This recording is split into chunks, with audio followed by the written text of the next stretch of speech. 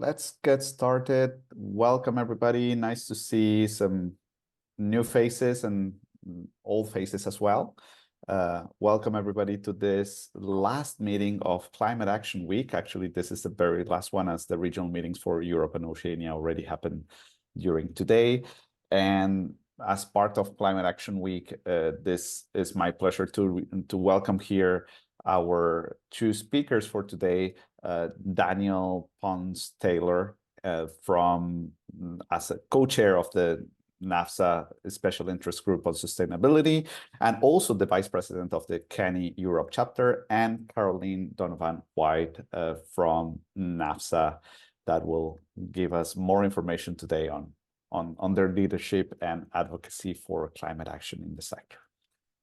Before we begin with them, I just wanted to run for not sure if everybody here knows about CANIE, but CANIE is a volunteer-run grassroots organization, 100% with the manpower from volunteers, founded in 2019 by a group of practitioners that were crazy enough to recognize that our sector needs action on climate, and here's where we are today. The organization has grown a lot with a simple and very clear goal, that is advocate for climate action within our sector, with the vision of having a net zero sector by 2030. Some awards have recognized this work from the Pioneer Awards, where we were shortlisted, the EAIE President's Award as well in 2022. And we have also had one of the founding members of CANIE, El Salamon, distinguished at the most recent Australian International Education Conference. Right now, this week, actually, the slide is outdated, where we have more than 800 members and more than 65 signatories of the CANIE Accord, which is a framework to act on climate. And we're proud to have NAFSA as one of the signatories. We'll cover that in a moment. We're going to talk a little bit more about this at the very end, how you can join CANIE, but basically it's free. You can go to canie.org and simply create an account. That's what we consider to be a CANIE member. So I will welcome you to do so. But before continuing today, as I said, CANIE is a volunteer-run organization, so we want to acknowledge our sponsors for this Climate Action Week. One of them is the University of Tasmania in Australia, that has a very clear sustainability strategy, and we wanted to share a 1-minute video about that with you today.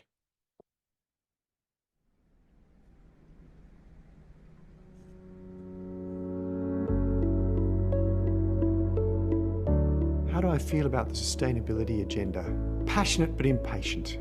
As fast as we go, we've always got to be going faster. My colleagues are doing remarkable things, but every time we do a remarkable thing, I know we've got to do more, because we have to solve this now. The University of Tasmania has a very clear, holistic sustainability agenda. We have embedded it into our overall strategic plan for the university. It has its own framework for sustainability that encompasses 4 main areas of activity that are to be taken into account in all of our decision-making and activities. The projects we choose always deliver additional environmental and social co-benefits, for example, biodiversity protection, or the creation of jobs for local communities. That's it on the University of Tasmania. And also another one of our sponsors today is Alethea Global Cooperative, which we're glad to have CJ Tremblay here today with us. Not sure if you want to say a couple of words, but Alethea, it's a work cooperative and sustainability training consultancy that focuses on making this sector more equitable, climate conscious, and sustainable. CJ is one of the founding members of CANIE, and also is the is the founder and managing director of Alethea, and as a worker cooperative, They are very engaged with CANIE and helping our sector towards climate justice and being more equitable. So we thank both the University of Tasmania and Alethea Global for sponsoring the CANIE Climate Action Week. As I said, CANIE welcomes donations because we're being volunteer run. We need to keep the lights on. So if you or your organization want to collaborate with that, you can do so at our website. Finally, with the important announcements here, this was Climate Action Week. As I said, this is the last meeting, but all the recordings are going to be available on CANIE YouTube account. So starting next week, you will be able to get to see some of these sessions recordings if you're interested. A very interesting one that I was leading yesterday was on the COP28 reflections. Not sure if you were aware, but CANIE was represented at the last COP28 in the United Arab Emirates. We had Marianne Mensah joining the conference and actually with a very long process accrediting CANIE to be one of the members in the blue zone together with important leaders. So it's important to have our voice heard there. About the Americas chapter, many of you here know about the Americas chapter. Some of you don't, but my name is Sebastian. I am based in Buenos Aires, Argentina, and I am happy to be the president of the Americas chapter up to now. You're going to listen more about that later on. Then we have Rafaela and Killian that were not able to join us today. And we have also Zach here with us today. So I'll let you, Zach, introduce yourself and speak a little bit about our chapter. Yeah, no, thanks, Sebastian. I'm Zach. I'm Director of Member Relations at ICEP Study Abroad, but I'm also the CANIE Accord liaison point person for the Americas chapter. And I'm sure Sebastian will speak a little bit about the CANIE Accord later as pretty much one of the core things you can do in relation to CANIE to further internationalization efforts in your department or at your institution or organization. And I have been doing this at ICEP for a while now. We signed the CANIE Accord last year and have used that as a framework for actions, concrete actions that we're taking organizationally that otherwise we might not be able to have kind of come together as an organization to do unless we have that roadmap that the CANIE Accord has provided us. So if you are all interested in signing the Accord or have questions about it, I'll be your point person at accord@canie.org. So feel free to reach out, and I'm happy to have a quick conversation with you about how you might be able to join that movement we've got going. Thank you, Zach. Thank you very much.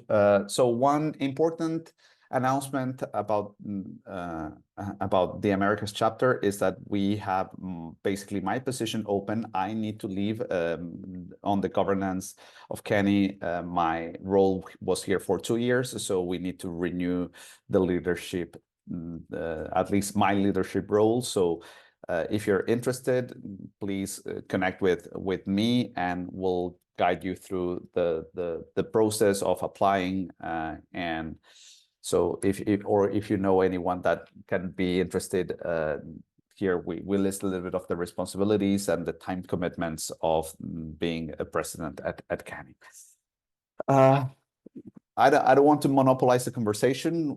We already go, well, 10 minutes. I think we have some time for a good conversation, but I wanted to start this today by acknowledging the problem. I know that many of you are fully aware of the problem. Some of you may not, but the problem is here. It's with us. Climate change has come here. We generated it. 2023 was the hottest year, and I am almost positive that 2024 is going to go on the same direction as well. So what do we do as a sector? Of course, has an impact.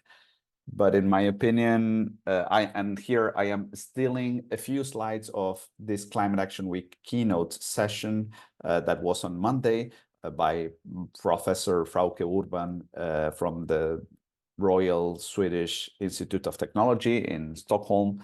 So it's definitely a very interesting presentation if you have the chance to to go to our, it's already posted on the CANIE YouTube account. You can watch the recording, and it's a very, very interesting session on the future of aviation and how this is going to be solved in the near future, because definitely one of the most one of the biggest implications that our sector has as international education is, of course, the international travel, which is, of course, not only our sector contributing to this dramatic exponential growth of aviation and number of passengers. There's some numbers that really can blow your mind. Aviation just accounts for 5% of the global emissions. Numbers have doubled between 1990s and today. So in just 30 years have doubled, and it's going to triple. And in my opinion, one of the most shocking and most worrying problems of climate change is climate justice, which, as you can see here, the high income countries here generate just 16% of the population generates more than 60% of the emissions. And of course, our planet has no borders when it comes to climate change. And the countries that are suffering the most on this are the ones that, in a way, have contributed the less to generate the problem.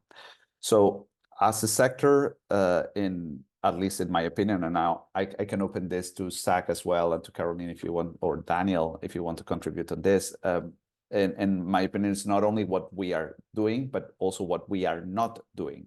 It's, in my opinion, it's not about stopping travel. It's about changing our mindset to reconsider travel and make it more convenient and more essential. I was recently this week on a podcast with a university that said that they used to travel 6 times a year to India. It's like, really? 6 times a year? That's definitely not needed. But also, I think our sector is missing the opportunity to lead by example to students, because education has that capacity. We are educating the future decision makers. And if we don't lead by example, then we are failing to do that. So that's also, in my opinion, what we are not doing. But I'll stop talking. Zach, Caroline, Daniel, or anyone. CANIE stands as Climate Action Network. So this is a network, and we want you to network.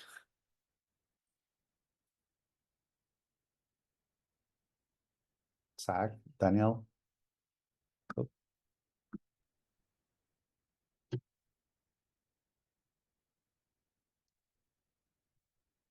Yeah, I mean, I'll give some maybe some thoughts about maybe the aviation. It was an interesting keynote presentation for sure. I think kind of relying too much on the industry's possibility to make radical changes is quite, in my opinion, quite helpful. So it is actually more about what we do and how we potentially change how we do business. So it's not how to stop, as you said, doing what we do by any standards. I truly believe that if we talk in carbon terms, there is a net positive to what we do. I really do truly believe it. But it needs to be, we need to make it count. We need to make sure that whatever international education we do is actually worthwhile, is well done with clear objectives, and that we do actually take into account our hosting communities, if we take into account, the objectives of the trip. So I think it's a little bit, it's about, redesigning ethically how we operate and how we do international education. I think it's possible. I'm very hopeful with the leadership from CANIE. This morning I was hosting the European one. We had over 50 people, very committed group of people. With one of the presentation we shared was like one of the universities, their climate action and their traveling climate action plan. Incredible plan. So it is possible, but it needs to have like institutional support, and needs to have a lot of push, both top down and bottom up, and meet somewhere in the middle. So yeah, I think it's about changing radically how we perceive international education, and continue doing what we think and what we believe is actually very positive activity, but maybe kind of being a little bit with more imagination to what we kind of do. Indeed. Thank you, Daniel Daniel. said something about the fact that, top down and bottom up. I think most of the people in this room are probably in the middle. And so how can we both manage up and down on that conversation? We have direct contact with students to make individual decisions and choices, but we also have influence potentially organizationally to make that a top-down approach to support our students. I mean, again, no one's saying we should stop traveling, but if you think about the 1970s and let's say in the example of the United States, how bad the air was in major cities, didn't mean that everybody needed to stop driving in order for the air to become cleaner, right? It had to be something that was kind of pushed at both the ground level, but also from the top down in terms of government intervention, organizational decisions. We can do the same thing when it comes to our work, right? We can make, we don't have to stop flying altogether, but we can make an impact to limit the impact long term, because every less flight that a student may take as part of a 8-week summer program is going to make a difference in the long run. That doesn't mean they're still not going to have the study abroad experience. It just means they might travel local a few times. And if we find ways to encourage that, I see someone from Penn State here. They've done a tremendous job doing the travel local initiative. That's something that makes a long-term impact, especially as we scale up study abroad. And I think a lot of people are ready for that message. We just need to help transmit it and have champions at all these institutions across the United States, whether it's study abroad organizations like ICEP or individual institutions. And that's what we're hoping this organization, CANIE Americas Chapter, can help do. Definitely, and that's what we are here for. I remember very dumb example, but one of my very first times in the US, I got to see what a HOV lane was, a high occupancy vehicle lane. It's like, why?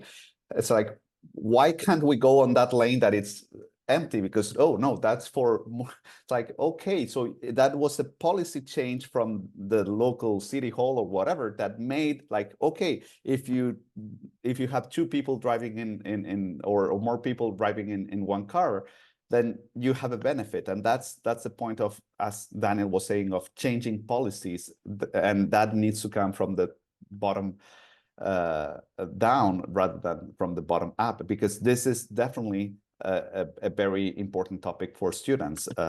There's research that students are suffering from climate anxiety and that this is a priority for them. But of course, decisions in the education sector are not done by students.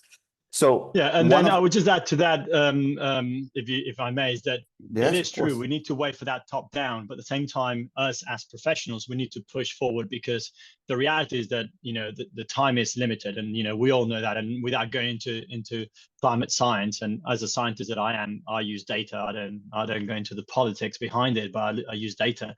It is critical times. The data showing how little time we have. So we do need to have that top down, but we need to be a little bit more radical in the good sense of the word, in the kind of like, really kind of have a very radical view to what we do and how we approach things. Because if we just wait for things to happen, it may not be enough. And, that we seeing that in data all the time.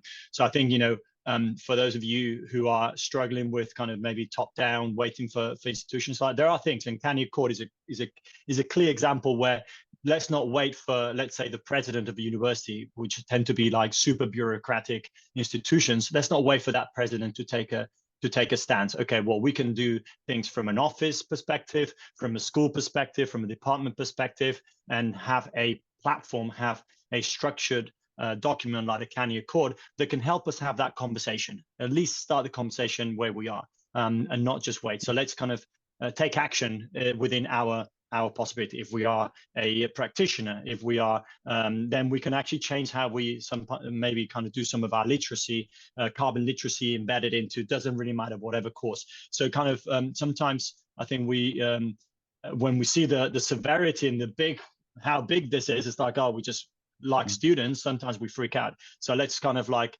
try to avoid that, and let's take kind of maybe small actions, but the first thing is actually take first step and then second step. So let's just start doing that little by little. This is a network where there are so many great ideas. I'm not seeing who's online, but there are so many good initiatives happening. You've mentioned the Go Local that the Penn State started with Temple University and others. that's just one of the many. And CANIE is a great example to learn from that. And I'll talk about the NAFSA special interest group on sustainability. There's another one. There's so many out there. And can I just appreciate, Daniel, your remark there about it, you can wait for people to do something, or that there's different accessible points into CANIE and into these actions, even at an individual level. I attended one of the discussions the other day that CJ was doing, and someone was lamenting how difficult it was to get his organization behind signing on to this. So reminding people that there are different accessible points and that you don't need to wait until the president of the institution makes these things. You can work on it from different angles. It is such a good thing. So thank you for encouraging that. 100%. And one of, I remember in a meeting, I think it was this week with you, Zach, you told me that when we get the CANIE Accord, sometimes that some institutions say, okay, I do want to take action, but where do I start? And there's where the CANIE Accord comes. And maybe, Zach, you can elaborate a little bit on the CANIE Accord there as how it helps on that starting point. Yeah, thanks, Sebastian. I put a link in the chat that can take you to the CANIE Accord homepage on our website for CANIE. And essentially what it is it's a series of 70 commitments that were created and defined around our field, specifically international education. And it's a way for you to frame the conversation internally and commit to making some sustainable changes at your organization. And you're probably doing some of the 70 things already. The goal would be to identify what those are and then identify a few things that you would like to start committing to. And then taking that organizationally and saying, hey, can we as a department, doesn't have to be the whole university or the whole company, but as a unit or department, can you take that to your leadership and say, I would like to have this be a roadmap for us, and then go ahead and do it, right? And start making some positive changes. You know, at ISEP, for example, we weren't doing any tracking of our carbon emissions for business travel. In this first year after signing the Accord, we're doing a baseline tracking project where we're recording all our business travel. And then each year after this, we're going to start identifying how we can do that smarter and more efficiently so we can lower that baseline number. Well, you can't do it until you actually do the initial baseline. And that was kind of framed around one of the aspirational pieces of the CANIE Accord. So that's that link will take you there. I'm happy to chat with anybody about how to get that conversation started. I have worksheets, like spreadsheets, that you can use as kind of a initial template document that you can kind of review all the Accord commitments, which we don't expect you to sign 70, right? The minimum is 5. As an organization or a unit, and then see what you can add on top of that. We have a worksheet that can make that a really easy conversation. And sometimes you bring other advocates and allies organizationally to have that initial conversation, and then you bring it to your leadership. And from there, they say what they would agree to and not, and then you bring it back to us, and we'll have you signed up for the CANIE Accord. You can join the movement there, and then we'll start promoting, and you can promote that as well, and also gives you a roadmap for how you might want to approach some of these different challenges. But if anybody has questions, you can email CANIE or accord@canie.org. And I'm happy to have individual conversations with anybody about our journey, but also about how you can approach this institutionally as well. Thank you, Zach. So going into our main topic for today, I wanted to introduce Caroline and Daniel on and share a little bit of my view on what has happened. At least from a participant and member side, I have been joining the NAFSA conference since 2010, and I saw in a way the evolution into sustainability just as a participant. I remember some of the first articles in, I think, 2019, 2018. Then there was a nice article in 2020 by one of the founding members of CANIE, by Eddie West, that was focusing also on sustainability. Then Daniel contributed as well on a paper in 2021. In 2022, the conference was themed on building our sustainable future. In 2023, NAFSA signed the CANIE Accord, and this year, for example, I remember the conference having a special website link with all the sustainability sessions and featuring all the sustainability actions. This year, 2024, is going to have a new poster session theme only on sustainability. So from my view, and I'm not sure from yours as well, I have been seeing a huge evolution on how NAFSA has taken sustainability into their planning. And that's why we proposed this session today, and we wanted to listen that directly from Caroline on the side of NAFSA, and then from Daniel in the side of the special interest group on sustainability. So that's all from me. Now off to you, Caroline. Thank you. And thanks for inviting us to join you here today for this topic. I'll just introduce myself real quick. I'm Caroline. I'm on the staff here, the full-time staff at NAFSA. We're based in Washington, D.C. I have about a 25, I was just doing the math, 25-year career in international education before I joined the staff in 2012. I think my first NAFSA conference was in the last millennium, so I won't tell you precisely when because that'll date me. I'm filling in for another staff member today who's usually our primary liaison with CANIE, so I'll ask you for your grace and gaps in my knowledge, not necessarily in knowledge of the association. On a personal note, I enjoyed watching the video from New Zealand because I am an avid bike rider, cyclist to work in Washington, D.C. for the past 25 years, and I think he has the same helmet that I was wearing. And if you ever want to talk about bike stuff and geek out with me, find me at the conference. I'll talk about NAFSA today, but I'm really hoping that the themes and information I'll talk about might be similar to you if you have a similar scope or size of an association or office. For reference, our full-time staff here is about 50 people in DC. We work with over 500 volunteers like Daniel to offer publications, conferences, workshops, whatever that serve our 10,000 members and the extended international education community beyond our membership. So it's a small staff with a lot of people and parts involved. So that's just by way of saying who we are as an association, what my role is here. And do you want me to jump right into some of the NAFSA related stuff, or Daniel, do you want to introduce yourself first? I'm happy to introduce myself if that's what Sebastian prefers now. Yeah, that's fine. It makes me kind of also feel a little bit old when I hear that history of things that have evolved, and I feel that I was part of many of these. So it's kind of like, okay, if one actually that you mentioned, that you didn't mention, I thought it was very good, was the I think it was in 2020, 2019, there was that global issue panel on higher education and environmental sustainability that I was privileged to be part of. And that was I thought a very kind of good start to adding a lot more sustainability. But I'm here wearing one of the different many hats that I tend to wear. I'm here as the one of the co-chairs for the Sustainability Special Interest Group, or Member Interest Group, which I will talk a little bit in a second. But in another one of my hats, I'm the vice president of the European chapter for for CANIE, which allows me to really engage with so many different professionals and institutions, and it's great. And the other third hat within all this kind of equation is my main one, I guess, which is the one I spend all my time with.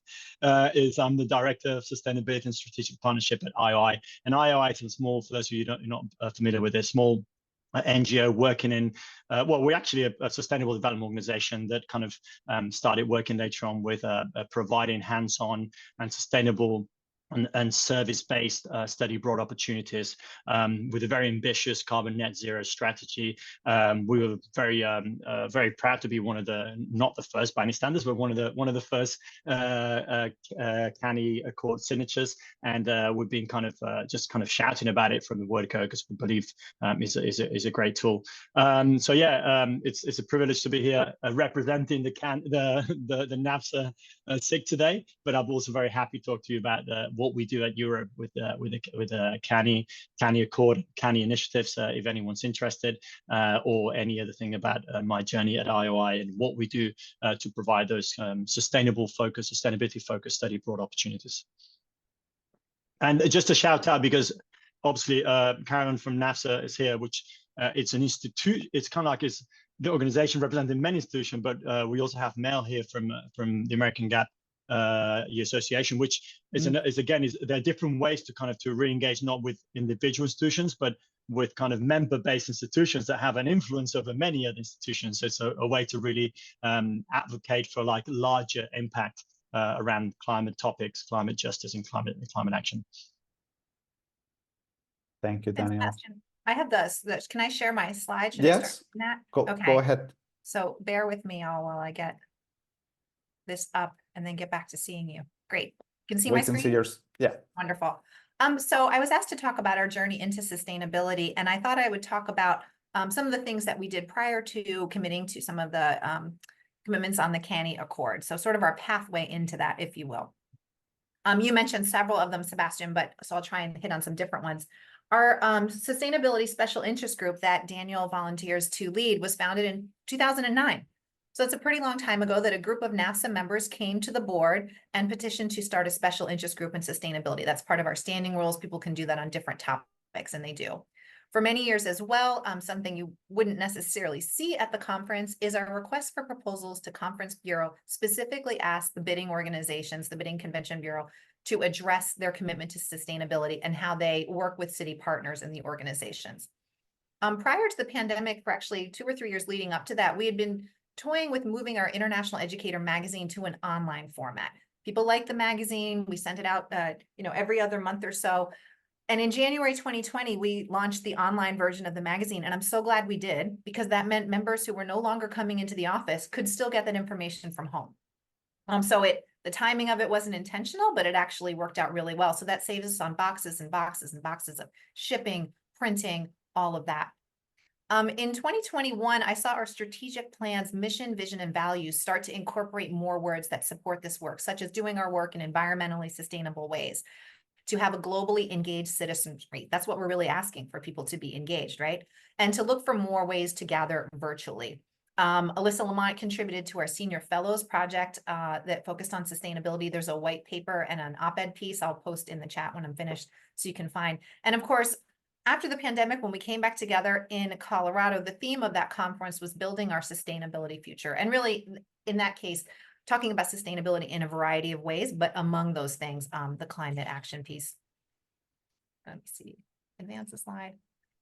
To a lot of people, the signature event that you really saw was in May of 2023. And just a few months after our new CEO, Fanta joined the staff as our executive director, we marked our 75th anniversary. I have a 20th wedding anniversary coming up. That's what's in my brain.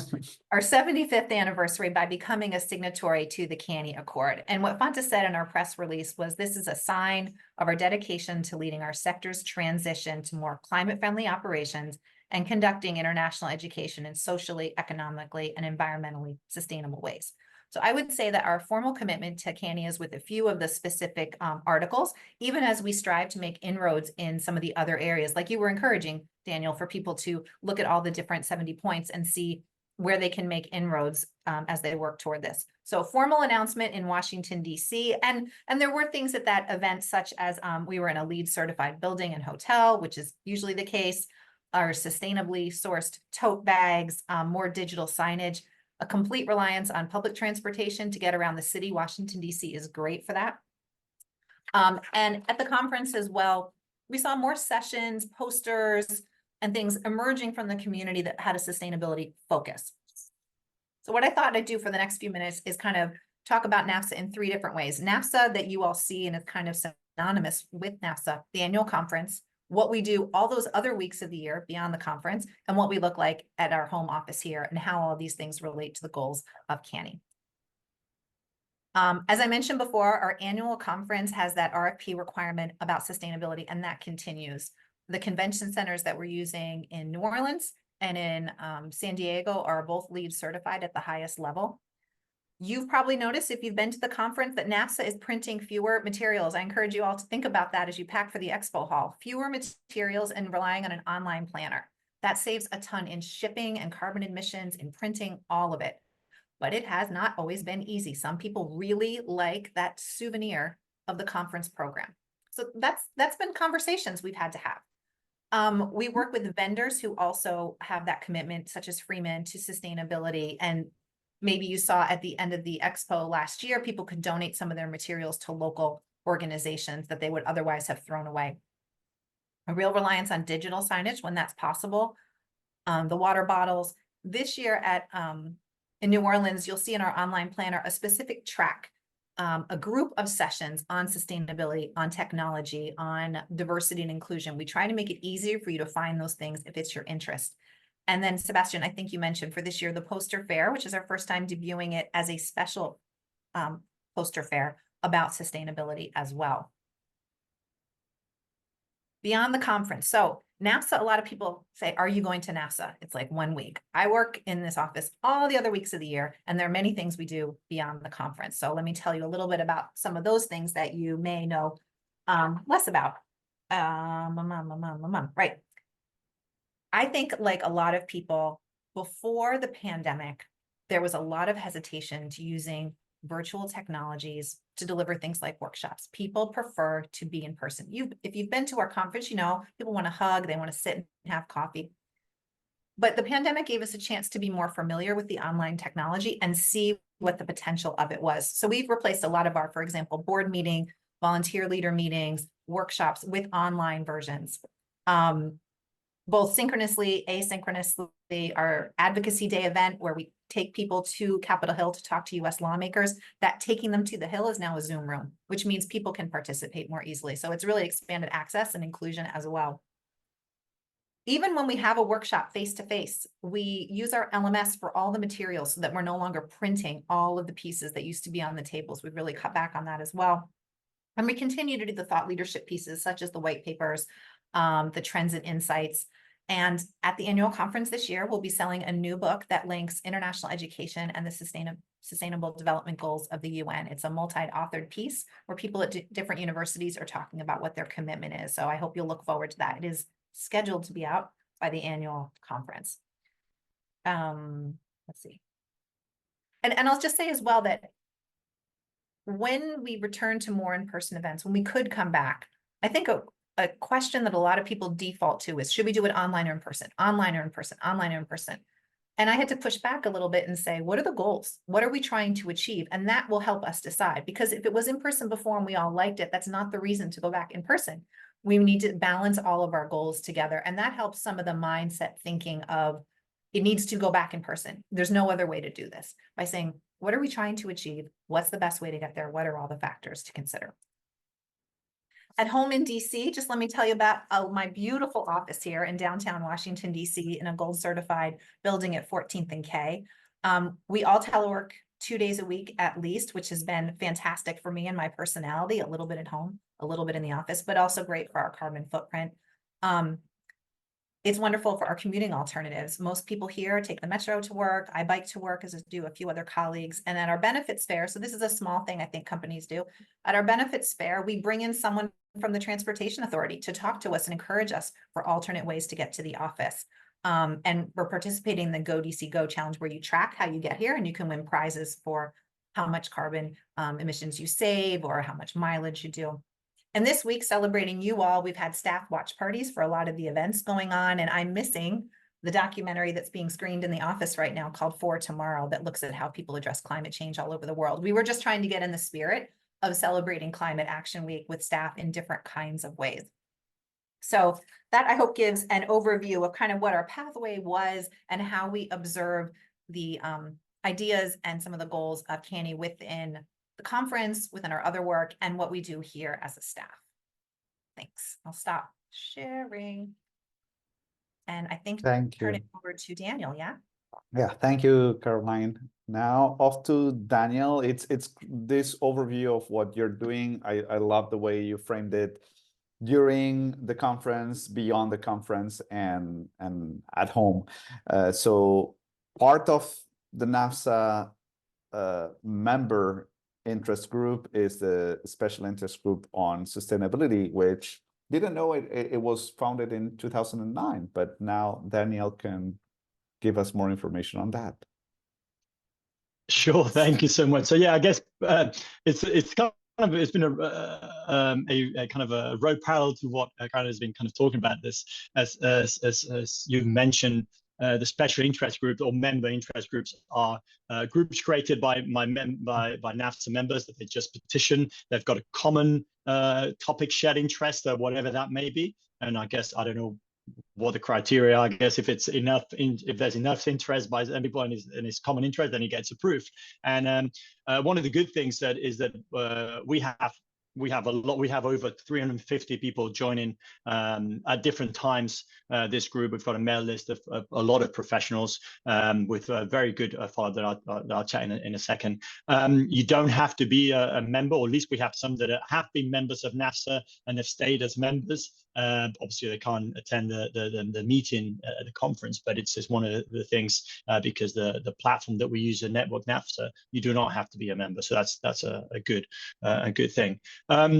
In this case, this group was formed in 2009, as you mentioned before, by a guy called Daniel Greenberg.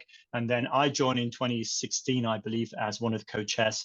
And then, well, actually in 2016 as a member, and 2018 as a co-chair.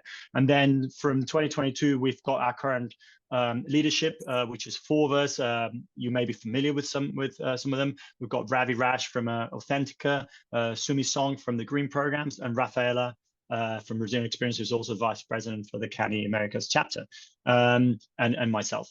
And basically, we are a very diverse group. It's a forum for international education professionals to come together to discuss, to learn about, and to address environmental, social impacts inherent on how we create and how we manage programs on the ground and international programs. So climate action, climate justice is one of the many topics we discuss. We have obviously the topic is much larger, but climate has become a key topic in the last couple of years, as we know, it's become more and more prevalent in the conversations in the field. So as I said, the 3 main objectives, well, actually 4 main objectives are to advocate, to educate, to promote action within the field, and to create a network of opportunities and collaboration that is going to help us move the sort of the needle in the sustainability realm in international education. And the network piece is very important, because one thing we hear back, time and time again is, I feel lonely. I don't know where to start.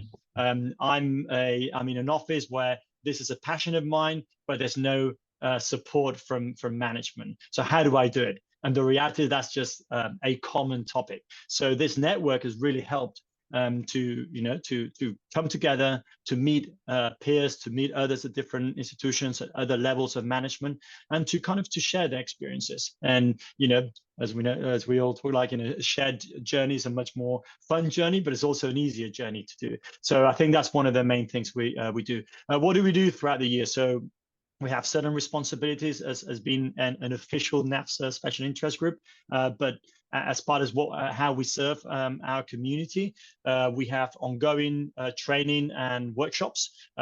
Recently, we had a very successful one that Kate Manny, who I'm sure many of you are familiar with from Penn State, delivered a couple of weeks ago. We do that. What else do we do?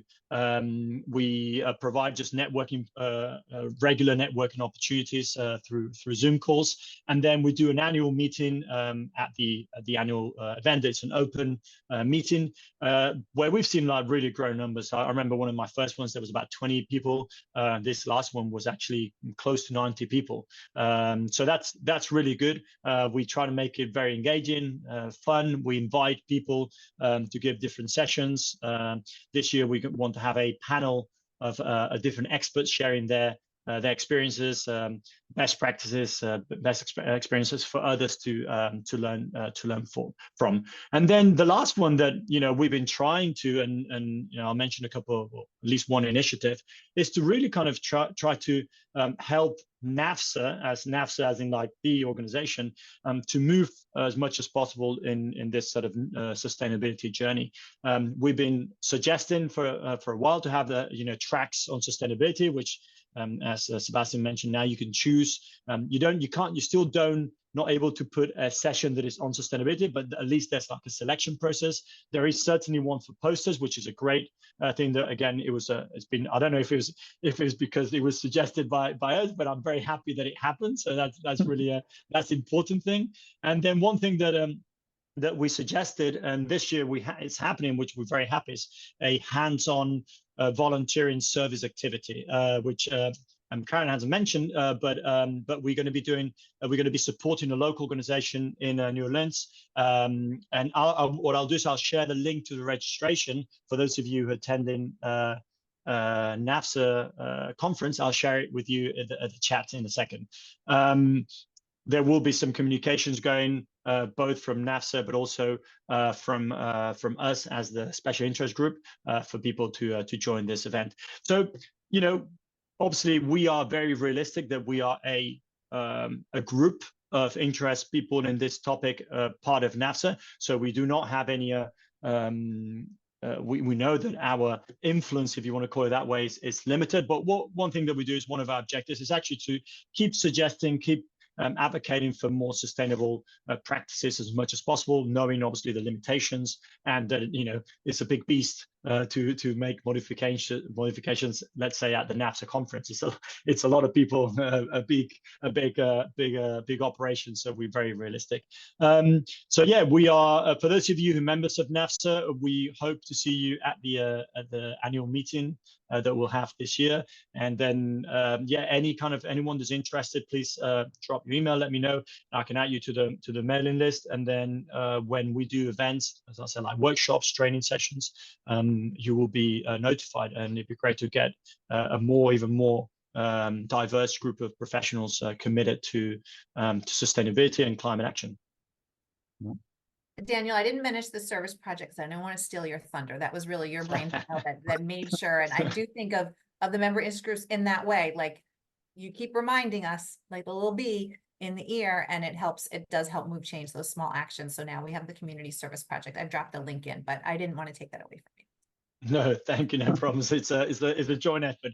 And I guess one, you mentioned some publications, but one of the things that we try to do is we try to push all our members in two ways. We try to push them not only to share their experiences and learnings, but also to either write articles. So again, the topic, it's just in people's kind of forehead all the time, just for mind, just thinking about it, and also submit publications. Submit sessions and posters for the conference. We think, we've seen an increase of sessions being accepted. I don't know if there's been like an active rationale behind, or just because there's been an increased number of submissions. But one thing we try to do through our network is actually push people for that. We believe that if there's flooding of sessions on climate action, on sustainability topics, there'll be more, and the conversation will just not be, within this small group of people still with the field.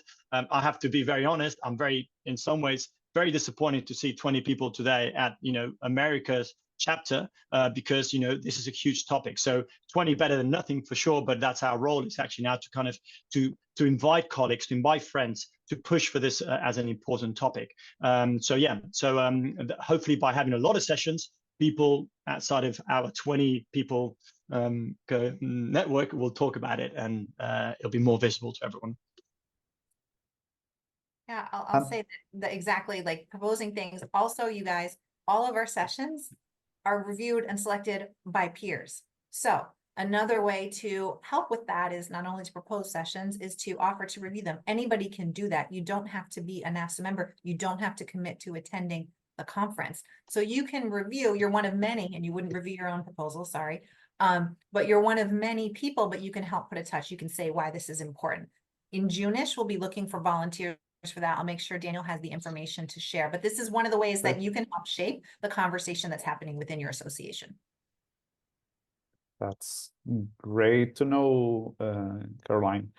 And definitely, Daniel, getting involved is, as you say, it's a bit disappointing that this is not such a relevant issue, but I think that we're getting there, and that's what I want to take now into Caroline. For how do you see your leadership going bottom down, in this case, to your members, to institutions, to all the members of NAFSA, as you said, 10,000 members. How you're seeing that your actions and your communication about your sustainability actions are influencing them? No, it's such a good question, right? It's predicting the future of actions that you're doing today. But I'll relate one anecdote that I was mentioning to Zach before we all got online here. I've been on the staff for 11 years, and one of the first things I saw when I started was a workshop and session proposal on greening study abroad. No one came. No one. Like we couldn't get anybody interested in it. It felt too scoldy of a topic, if you'll allow me to say that, right? People were worried they were going to feel bad about encouraging study abroad. You know, fast forward a decade, it's pretty different, right? I think you're showing different actions that can be taken that are not stop everybody from studying abroad or stop everybody from getting on an airplane. And then with the help of the sustainability SIG and other people who it's just become a more important topic. I'll say in the same way that the diversity, equity, and inclusion topic 10 years ago was not as popular it is right now. And those two things are linked, right? The social justice issue and components of both. So I think we lead by continuing to encourage this conversation at the conference, trying to highlight it in a way. It's a very important topic to our new CEO as well, but hoping that the new book coming out about universities and SDGs will give folks some case studies, some new ideas about how they might make it more relevant in their office or at their institution. Even for Zach, was it you that were saying, having those conversations with the higher ups. What are some ways they can do that? What are some examples that they can show about how does this university do those kinds of things? And then, you know, continuing to work in partnership with our volunteers about what we can do online and what's possible. I mentioned the emotional attachment to the conference program, right? It took some time. I think it takes, we're a tradition-based group often. I think it takes 3 to 5 years to move beyond some of these things and to get more comfortable with it. But that's the way that all of these things are going, correct? And I'm hoping that by us printing less things going to the conference, it will change how our exhibitors and the expo hall, what do you all decide to bring as well? I know it's not easy. People have a business reason for being there, but this is why these things are difficult, where your economics meets your sustainability goals. And how do you balance those two things? What is the right thing to do? It's not an easy thing, I know, for a lot of organizations to think, when sustainability meets your economic goals, it's an easy decision. When they clash or compete, that is hard. So I'm hoping that by showing some different ways that we've struggled with that ourselves and moved to some different places, it can help show some leadership in that area as we continue to grow and consider other aspects of the CANIE Accord that we could incorporate. 100% on that. And as you say, Caroline, it takes time to get some things down and change what we call normally as business as usual. I was actually receiving emails from another, not the sustainability, but another special interest group, a couple of, I think yesterday and today, that was exactly discussing about a provider to ship kits to international students. It's like, do you really need to print a piece of paper, put it in an envelope and send it the other way across to a student that will most likely probably like to see that on their mobile phone or their computer rather than on paper? And that's, but that's how it has been done for the past 20 years. So changing that requires effort. And same thing as many institutions today, they stick to the brochure. Why? Because they have a design team and they have a concept of, we need to make this brochure, and then they offer it digitally because it's the same team, the same way that it has been done. Maybe you don't print it anymore, but the design and the way it's done, it's the same. So how in this going down, how long do you think that institutions are going to be more actively adopting climate action as a must in the future? Just if you were to say 3, 5 years, 10, 20.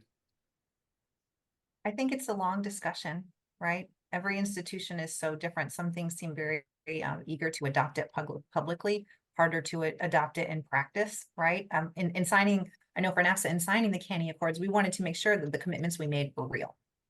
And I do, unfortunately, think it's going to take a while because students are very interested in this effort, but parents like a brochure.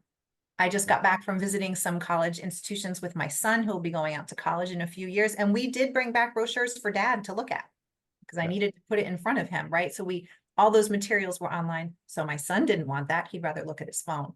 But in the admissions office, I was just at another conference and brought back some things from my colleagues that I found on tables that I thought that they might enjoy. I do think it's going to take some time. And what I appreciate, as you all noted about the CANIE Accord, is it breaks it down into different types of actions that you could take, right? 70 points sounds like a lot, but that kind of means there's something in there for everybody, at least one thing in there for everybody, whether you make that a personal decision or encourage your office. And then if you start one thing, two things are easier to go on. I would love to hear from other people here about, you know, your question, Sebastian, how long will this take? At my former institution, there are discussions about sustainability, but I don't know, because I haven't been there in a while, how the rubber hits the road, if you will. What is the meat? What is the action behind some of these lofty statements? Thank you, Caroline. So being conscious about time, I want to invite everybody for Q&A right now. Also invite Daniel, Zach, for anything you want to contribute. And if you're willing, you can open as well your cameras and we can take a group picture. But what we want is to hear from you and listen to your questions and contributions. So anyone?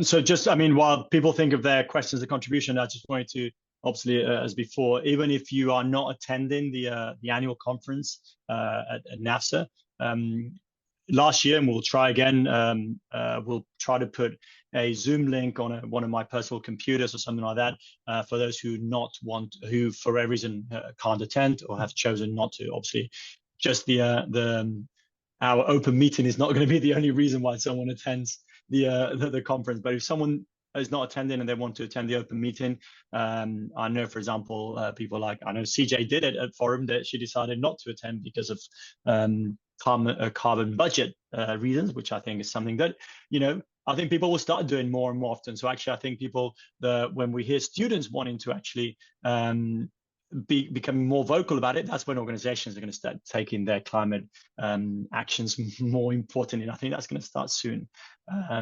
Also, when flights start going up in price in Europe in 2026, prices are going to triple, if not more, because the support, government support, is going to get rid of it. So those kind of cheap, easy jet flights ain't going to be there anymore, luckily enough. And I think that's when people will start, actually, you know, I can't offer these things so free. And so I think that's when students are so more adamant, that's when people start changing their policies. One thing I always find so curious is we do talk about students' interest in this, and these are the same students that are getting on those cheap flights. So again, the economic reality has to meet their environmental interest. I was in a session maybe a few years ago where they were talking about local study abroad activities and how important it was to their students. And I'm like, okay, but you're still having to encourage them not to take that cheap cheap flight, which when I was a student just wasn't an option. We didn't have that, right? So that balance of what the students are interested in and what they're going to do, and giving them alternatives and ideas, which I've seen many study abroad organizations do a great job of recently, of offering, like, here's why you might want to stay, and here's some things that you can do. You mentioned some earlier today. Indeed. But as Zach said, the best moment to start is today. Any questions? Any contributions? No? Okay.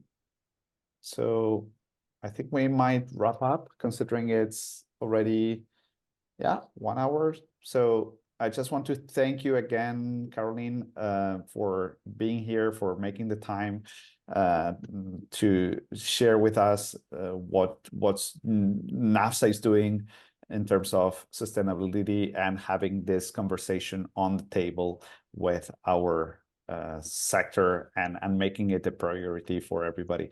And thank you as well, Daniel, for sharing your views and everything that the special interest group does.